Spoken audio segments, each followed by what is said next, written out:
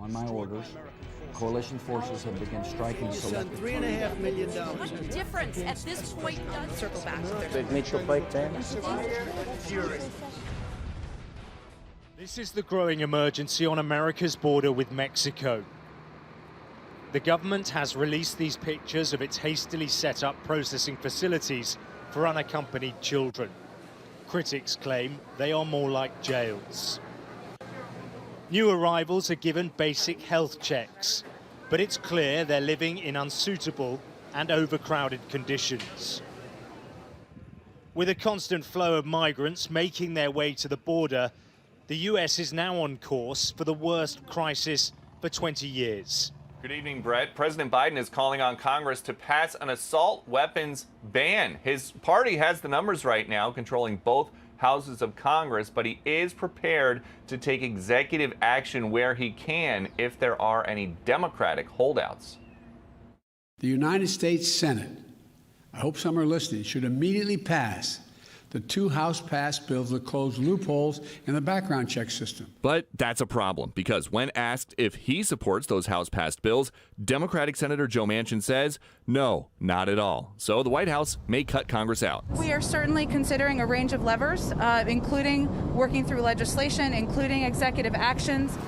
No real White House action at the border yet, as new video edited by the government shows migrants being processed behind the same kind of chain link fences Democrats once called cages, with the so-called cage walls covered by a green tarp. You can't treat them humanely when they're packed in like sardines. 24 hours after that deadly shooting at the Boulder, Colorado supermarket, the Democrats are moving to capitalize off the death and despair like they always do. By mid-morning today, Joe Biden started calling for what else? A, quote, assault weapons ban. I don't need to wait another minute, let alone an hour, to take common sense steps. We can ban assault weapons and high-capacity magazines in this country once again. Well, apparently, no one told him Boulder, Colorado already has an AR-15 style ban in place, recently shot down by a state judge, but Boulder instituted some of the most restrictive gun laws in the nation, and guess what? The shooter did not obey any of them. Colorado already has a universal background system in place, the same system the left wants to institute nationwide. It's up for a vote now in the United States Senate. When was the last time a president demanded that his vice president get half the credit? Let's see, never, not once in American history. In fact, the opposite is always true. So it raises pretty deep questions like who's running the government? Who's really in charge? At times it does seem like a third Barack Obama term. Just a few months ago, Obama hinted at what this might look like. People would ask me, knowing what you know now, do you wish like you had a third term?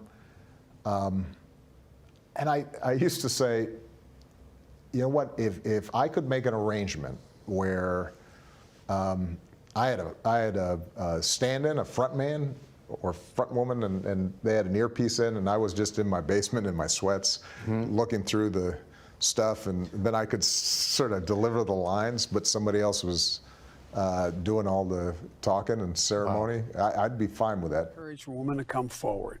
Some are not. Anyway, it takes a lot of courage to come forward. So the presumption is it should be taken seriously, and it should be investigated, and that's what's underway now.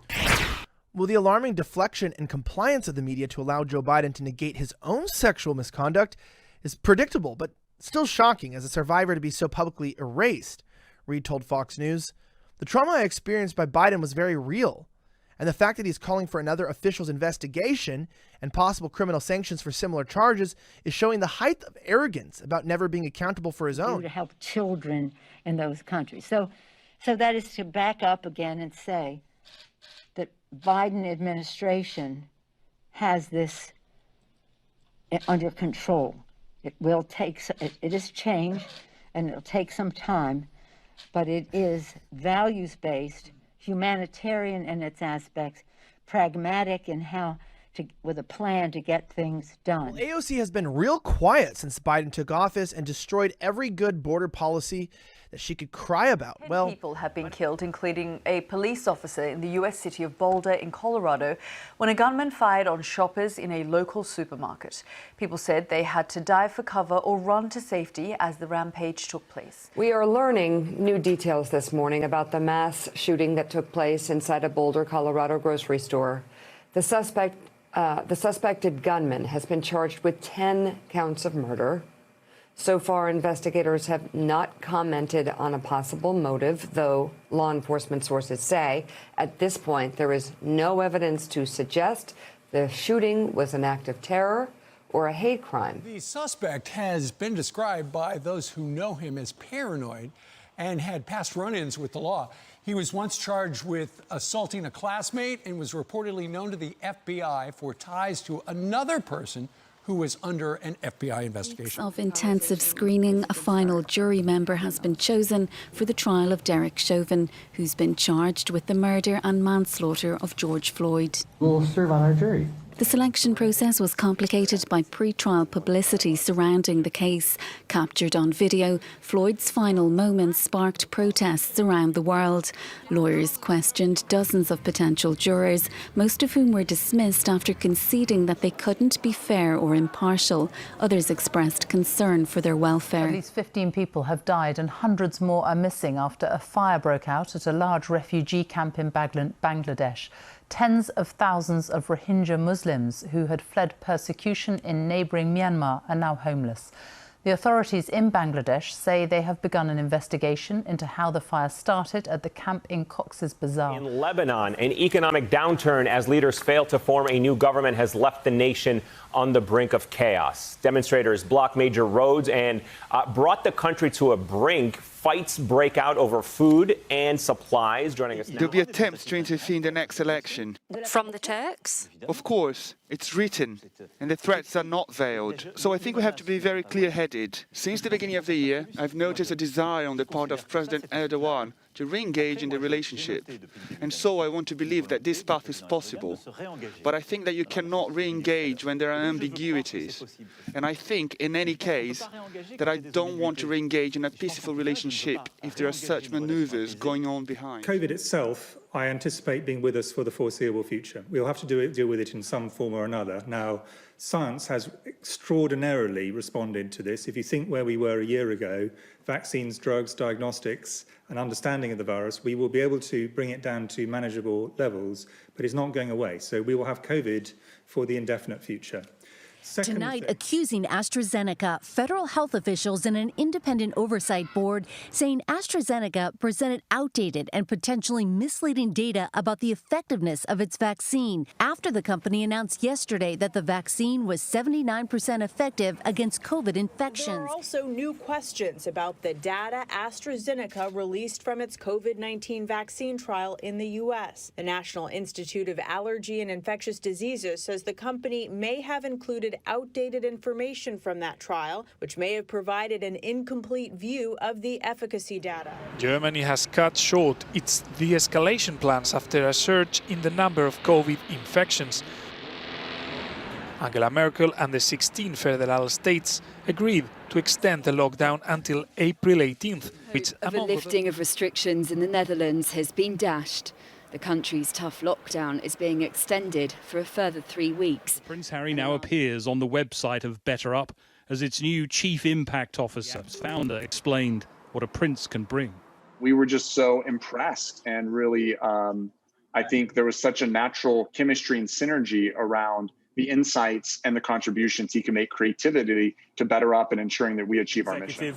He will attend meetings, he will attend events once they are holding those events again. So it's real work. They've not talked about the terms of his employment, any payment. Of course, he's a private citizen, so why should they? But this is, again, that next step we're seeing after deals with Netflix and Spotify have a step away from the royal family and for the Duke of Sussex. A ship has actually blocked one of the world's most important shipping lanes. This is the Suez Canal, isn't it? And in fact, it's one of the biggest container ships in the world, the MV Ever Given, that has run aground in the Suez Canal and in the narrow stretch of the part of it in Egypt. This 400-metre-long vessel turned sideways. It's blocked all traffic through the canal since early on Tuesday morning. It was en route from China to Rotterdam in the Netherlands. Last month alone, more than 1,500 vessels went through the Suez Canal. In an average year, the canal sees almost 19,000 ships pass through it and 1.2 billion tonnes of net cargo. It's around 10% of the world's shipping trade and around 10% of the world's oil shipments that also travel through the Suez Canal. This is a spectacle of the natural world that is both beautiful and deadly. But this volcanic eruption at Geldingadalur has attracted big crowds. It's a tiny volcano by Icelandic standards, but close enough to Reykjavik to tempt hundreds to make a day trip to see for themselves the lava flow. The eruption follows 53,000 earthquakes in the region in the past month. Some have come to study it. This is very exciting for us because we have been here since a bit more than 2 weeks. So we came really in Reykjanes to analyze deformation here. Former National Intelligence Director is revealing a new government report on UFOs will be full of never before seen or heard intel. Frankly, there are a lot more sightings than have been made public. We're talking about objects that, frankly, engage in actions that are difficult to explain, that movements that are hard to replicate, that we don't have the technology for.